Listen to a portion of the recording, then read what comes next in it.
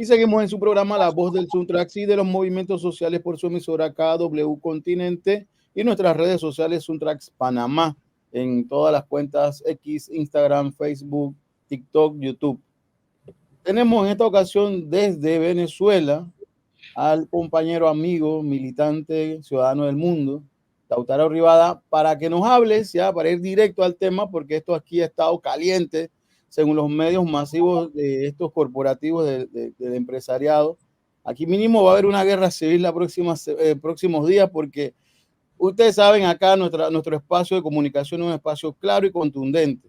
No podemos dejar que los que dicen creer en democracia y que en la práctica no son, nos dejen escenarios que, a ver, escuchemos todas las partes de lo que está viviéndose y quién más que nuestro compañero Lautaro para que nos hable de esto. Háblanos un poco, ¿qué se está viviendo? ¿Qué va a suceder el domingo? ¿Cuáles son los procesos previos a lo que se va a dar en Venezuela? Buenos días, bueno, buenas tardes, Lautaro. Buenas tardes, gracias por la invitación, qué placer estar con ustedes. Y bueno, entrando en materia, a ver, estamos a ya horas de la apertura de las mesas electorales. Como ustedes sabrán, mañana, día domingo 28 de julio, son las elecciones en Venezuela, elecciones presidenciales, que van a definir quién va a ser el próximo presidente de la República. Digo presidente porque todos los candidatos son varones por los próximos 6 años. Tenemos un abanico en principio amplio de 10 candidaturas, pero creo que vale la pena más que nada hablar de las 2 candidaturas que claramente están polarizando todo el espectro político y que seguramente capten la inmensa mayoría del voto de los venezolanos y venezolanas convocadas a votar. Tenemos por un lado al oficialismo, al gobierno chavista de Nicolás Maduro Moros, que busca su segunda reelección presidencial. Y tenemos una particularidad interesante en el campo de la oposición. Tenemos un candidato, el principal candidato hoy opositor, por lo menos a título formal, que es Edmundo González Urrutia. Sin embargo, hay que señalar una particularidad. Este candidato, un ex diplomático conservador, en verdad es una especie de candidato delegado por María Corina Machado, un nombre que quizá le suene, hoy por hoy probablemente la principal líder opositora, que vio inhabilitada su candidatura por una serie de delitos administrativos por los cuales fue sancionada con 15 años de inhabilitación política. Entonces, de alguna forma, la líder real y genuina de esta oposición, muy conservadora, muy belicosa y muy irreductible, delegó su candidatura en el ex diplomático Edmundo González. Entonces, un poco la estrategia es la de, dicho de alguna forma con una idea muy argentina, de llevar a Edmundo González al gobierno, pero a María Corina Machado al poder. De hecho, ya Edmundo González prácticamente blanqueó que él sería una figura meramente decorativa y que, de ganar la oposición, la jefatura real de la oposición y del gobierno la ejercería María Corina Machado, insisto, inhabilitada por la justicia y por el Tribunal Supremo de Venezuela para ejercer cargos políticos. Así que en esa particularidad tuvimos una serie de campañas, en el caso del oficialismo, quizás un poco más típica, como la solemos conocer, con una tremenda estructura organizativa y partidaria, la del Gran Polo Patriótico y particularmente la del Partido Socialista Unido de Venezuela. Y en el caso de la oposición, una campaña particular porque tenemos un candidato, incluso también una figura bastante envejecida, dado que ya estamos discutiendo por los Estados Unidos el tema de los candidatos longevos, y una líder real que es la que, en términos estrictos, se ha puesto la campaña de la oposición al hombro, convocando a todos los mitines. Yo pude acompañar recientemente los cierres de campaña, tanto del chavismo como de la oposición, y por lo menos a nivel de convocatoria, de músculo, de estructura, les puedo decir que la diferencia fue bastante ostensible. Tuvimos un cierre de campaña más bien modesto, quizás para lo que se esperaba, en el rico barrio de Las Mercedes aquí, de parte de la oposición antichavista, y un acto realmente muy masivo y muy multitudinario de parte de la candidatura de Nicolás Maduro, que bueno, prácticamente colapsó la principal avenida de la ciudad capital, aquí en Caracas, la avenida Simón Bolívar, y varias otras avenidas con, bueno, un despliegue, insisto, de estructura realmente muy importante. Obviamente las multitudes, las convocatorias, los cierres de campaña no definen los resultados electorales, pero sí nos dan quizás un primer indicador interesante para pensar qué puede llegar a pasar en las elecciones de este domingo. Lautaro, interesante esto que comentas, el PRE, y para que, o sea, que acá en Panamá tenemos un bombardeo mediático de estos sectores que representan a la oposición al gobierno de los amigos de Nicolás Maduro y de los que están. ¿Cómo se ve, cómo es el proceso democrático? Entiendo que hay más de 20 procesos que se han llevado en un lapso de tiempo determinado, cosas como esa, ¿y cómo va a ser el trámite? ¿Han ido a algunos centros de votación previamente? ¿Han visto cómo va a ser ese trámite de los amigos y los hermanos del pueblo de Venezuela? Bueno, primero hay que decir que en los últimos 25 años, que es este periodo de hegemonía chavista, primero con los gobiernos de Hugo Chávez Frías y después de Nicolás Maduro, hubo en el país aproximadamente 33 elecciones, digamos, o actos electorales de todo tipo para autoridades presidenciales, locales, parlamentarias. También tuvimos varios referéndums revocatorios, tanto a nivel presidencial como incluso, por ejemplo, de la figura de los alcaldes y las alcaldesas. Así que ejercicios electorales los ha habido y muchísimos en los últimos años. Obviamente este tipo de elección concentra un interés particular. Ha habido una serie de debates sobre la fiabilidad del sistema electoral venezolano y si quizás han seguido la cobertura de las grandes corporaciones privadas de prensa, principalmente de Europa y Estados Unidos, pero también de América Latina y el Caribe, van a ver un hecho singular, digamos. Encontramos una narrativa muy fuerte que establece que prácticamente en Venezuela ya se ha consumado un fraude, incluso horas de que las propias mesas electorales hayan abierto para que los venezolanos y venezolanas puedan sufragar. Yo he recordado un poco jocosamente, pero creo que va al caso, la comparación con una película, un film bastante conocido, se llamó Sentencia Previa en América Latina y el Caribe, donde, si bien recordarán, en esta película protagonizada por Tom Cruise, había un departamento del precrimen, donde una serie de robots que supuestamente eran precognitivos podían detectar y juzgar un crimen antes de que éste fuera cometido. Bueno, esa especie de trama de ciencia ficción prácticamente distópica es la que la derecha mediática está aplicando al acto comicial en estas elecciones presidenciales de Venezuela. Insisto, las elecciones no han comenzado, nadie ha votado todavía, no se abrieron las urnas y ya hay una narrativa de que el fraude fue consumado. Entonces lo que tenemos es, probablemente tengamos de cara al domingo una serie de sectores que seguramente comiencen con las primeras declaraciones tempranas de María Corina Machado, donde muy probablemente haya una denuncia de fraude, incluso antes de que el Consejo Nacional Electoral arroje los primeros resultados. Hay que estar muy atentos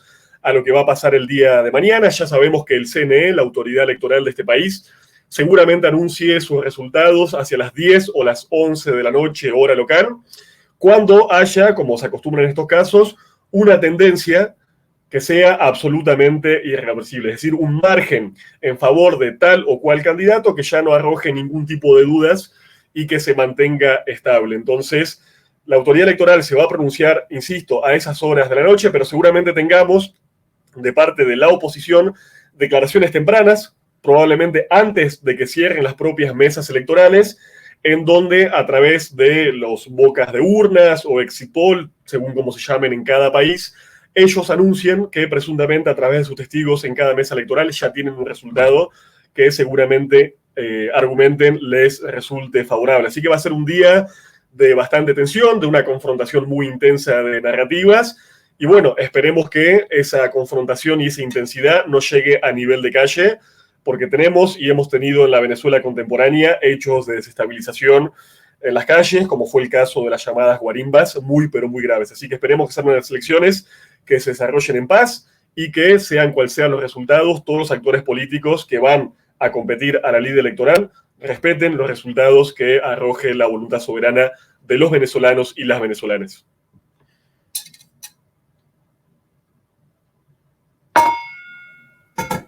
Estás muteado. Gracias.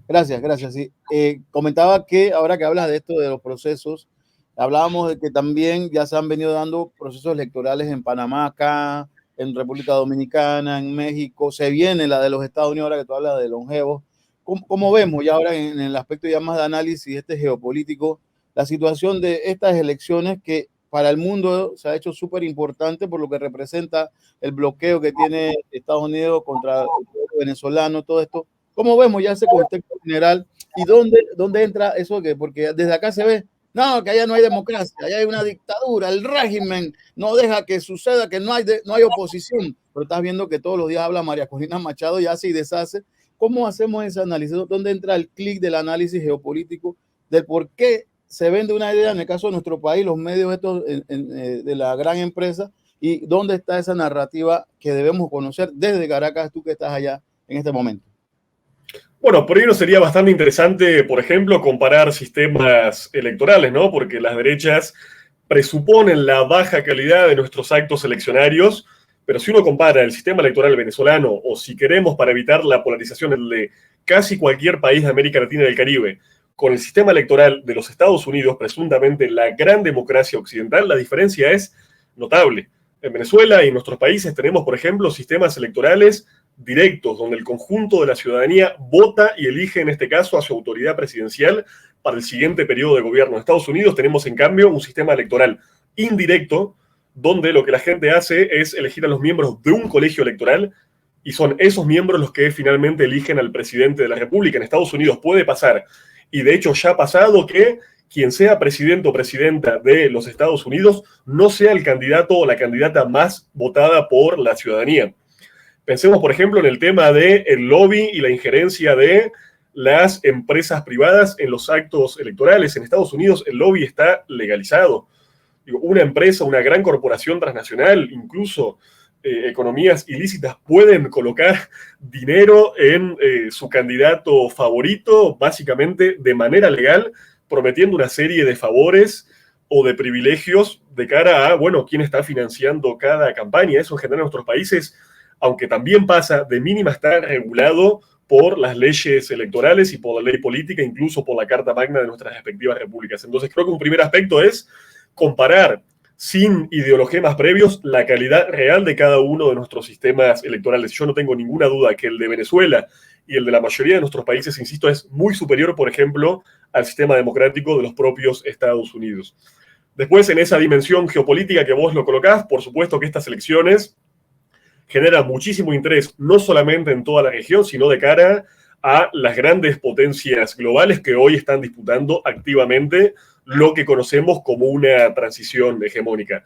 Para Estados Unidos es evidente desbancar al gobierno chavista, es básicamente su gran sueño a lo largo de los últimos 25 años, pero bueno, como sabemos también aquí, están medrando y tienen intereses creados otras grandes potencias rivales a nivel global. Por eso estuvimos viendo, por ejemplo, ni más ni menos, el show mediático hecho por una serie de actores conservadores que pretendían ingresar al país sin una visa específica que los habilitase para desempeñar las tareas de observación electoral. A ver, si hay elecciones en Estados Unidos o en Europa, yo primero como ciudadano latinoamericano necesito un visado para ingresar simplemente como turista. Y además es obvio y autoevidente que si yo quiero ir a realizar una tarea tan singular y tan sensible como la observación electoral, tengo que ser invitada por las autoridades políticas y por las autoridades electorales de esos países. Bueno, eso que nos parece tan natural para el caso de Estados Unidos o la Unión Europea, ¿por qué no habría de regir acá en Venezuela o en cualquier otro país de la región? Tuvimos, por ejemplo, el caso de 10 altos líderes de Vox, del Partido Popular Español, que pretendieron entrar al país sin invitación del CNE y sin siquiera sin un visado correspondiente. Bueno, obviamente esa gente fue retenida en el aeropuerto y devuelta a su país en el primer vuelo de regreso que salía. Esa gente ya sabía que eso iba a pasar y sin embargo utilizaron, por supuesto, todo esto para montar un show electoral diciendo que esto es el prolegómeno de un fraude cantado y con un nivel de articulación, si ustedes lo pudieron seguir por redes sociales, todas estas delegaciones tuvieron el mismo discurso prácticamente y tenían prevista su llegada al país para el mismo día y prácticamente la misma hora. Así que es evidente que esto fue una narrativa montada de antemano que tiene que ver, insisto, en relación a tu pregunta, con los tremendos intereses geopolíticos que se disputan en estas elecciones en Venezuela, yendo sin ir más lejos y empezando, por ejemplo, por los ingentes recursos hidrocarburíferos que este país tiene y que siempre lo han colocado en el centro de la geopolítica global. Eso es interesante también recalcar el hecho de los intereses que hay detrás de los recursos naturales, minerales y de la geopolítica, la posición geográfica que mantiene Venezuela, y eso también cómo nos afecta. Ahora bien, eso también, ahora lo que tú dices también por esa área, cómo afecta para bien o para mal esta situación de lo que quede ya después del 28 de julio.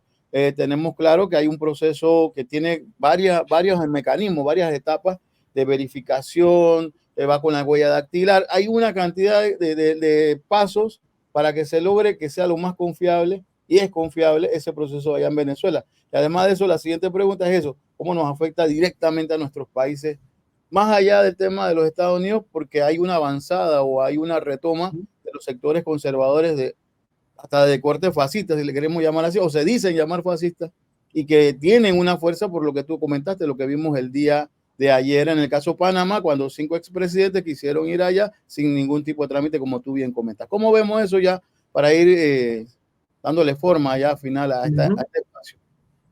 Bueno, empezaría por eso último que vos mencionás, el tema de las candidaturas de extrema derecha, en este caso, sin ir más lejos, insisto, la líder real, aunque no sea candidata de la oposición, María Corina Machado, es lo que yo definiría como una figura liberal extremista. Más que fascista, es una persona extremista radicalizada desde el campo del liberalismo, como es, por ejemplo, el caso de Javier Milei, con quien no casualmente han intercambiado mensajes de apoyo recíproco en los últimos días. Bueno, esta candidata, que siempre fue marginalizada por el resto de la oposición conservadora de Venezuela, justamente por sus ideas tan radicales, una candidata que pidió y en los últimos años activamente que se aplicaran sanciones contra el gobierno y la población venezolana, que pidió que el país se quedara textualmente sin nada, sin agua, sin luz, sin gasoil.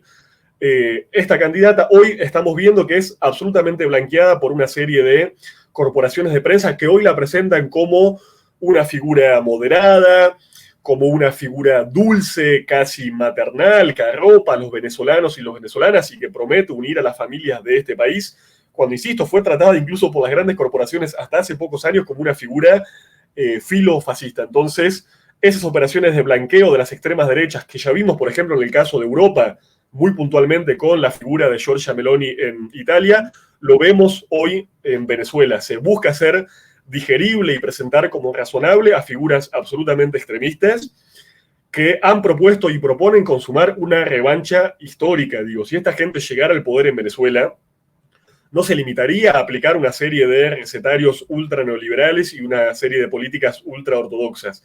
Comenzaría, sin duda, una persecución sobre diferentes sectores del chavismo que no tienen que ver solamente con la cúpula del gobierno, sino también con las bases organizadas y como, por ejemplo, las comunas que existen a lo largo y ancho de este país. Eso para responder a la cuestión del fascismo y de las extremas derechas.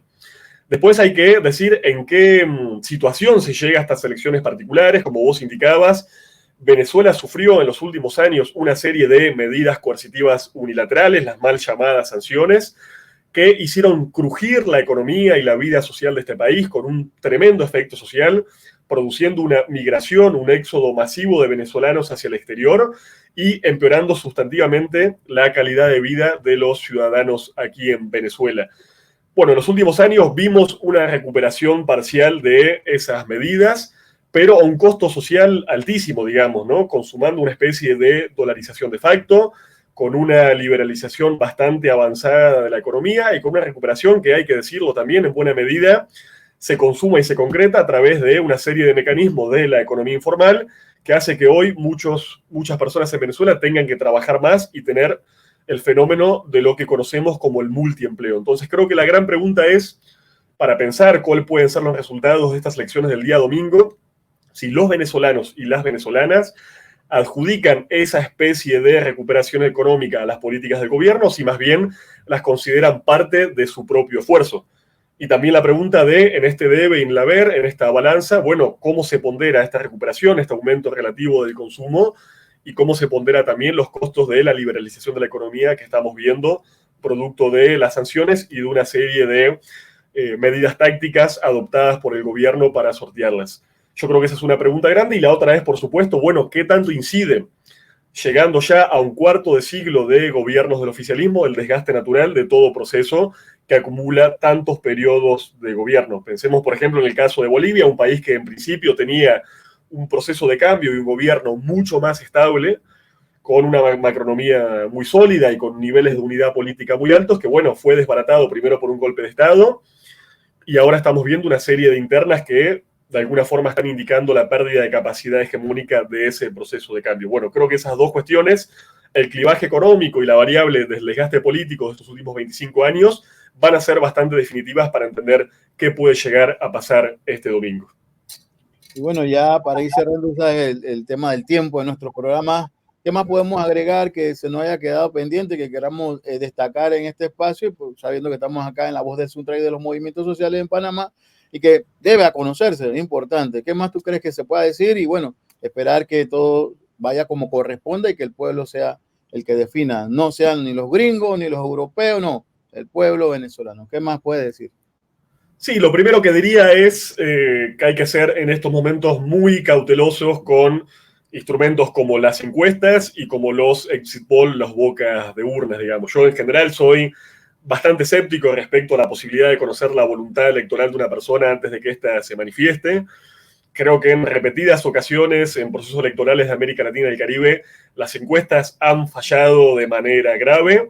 Y hoy tenemos básicamente una guerra de encuestas entre oficialismo y oposición, con diferencias que no son de 2, 3, 5 o 10 puntos porcentuales, sino que pueden llegar a ser de 40 o de 50 puntos. Así que en ese marco, ante esa incertidumbre y ante la instrumentalización obvia de las encuestas, yo llamaría a la cautela y esperaría básicamente la voluntad soberana, insisto, del pueblo venezolano con confianza en lo que pueda llegar a pasar. Lo último que diría que hay que conocer es que este sistema electoral en Venezuela es un sistema electoral complejo, sofisticado y muy seguro, que implica no solamente un mecanismo electoral electrónico y digital, sino que también cuenta con comprobantes físicos de la votación ejercida por cada ciudadano. Así que es un sistema difícil de hackear, difícil de torcer la voluntad de los venezolanos, salvo que pase algo relativamente grave, que insisto, esperemos que no suceda. Estuvimos viendo una serie de acusaciones cruzadas, pero tal cual lo han dicho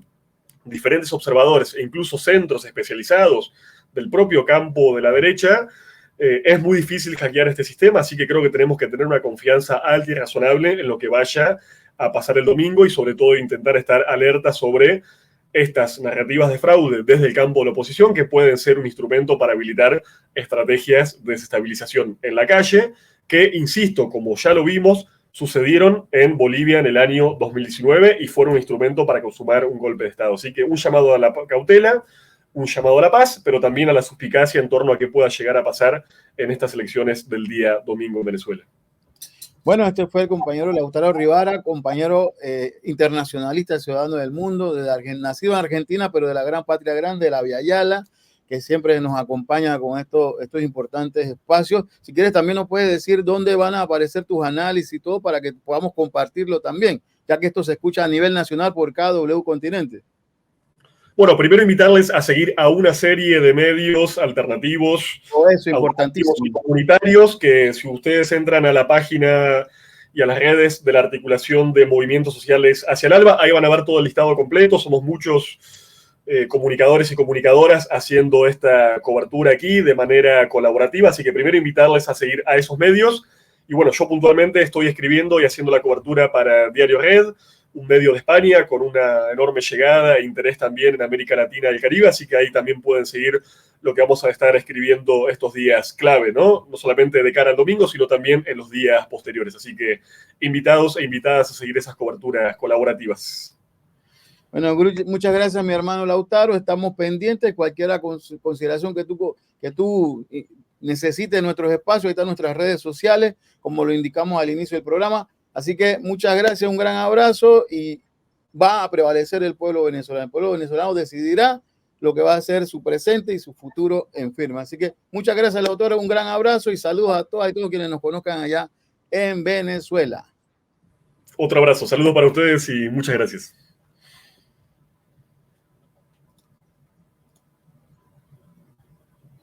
Y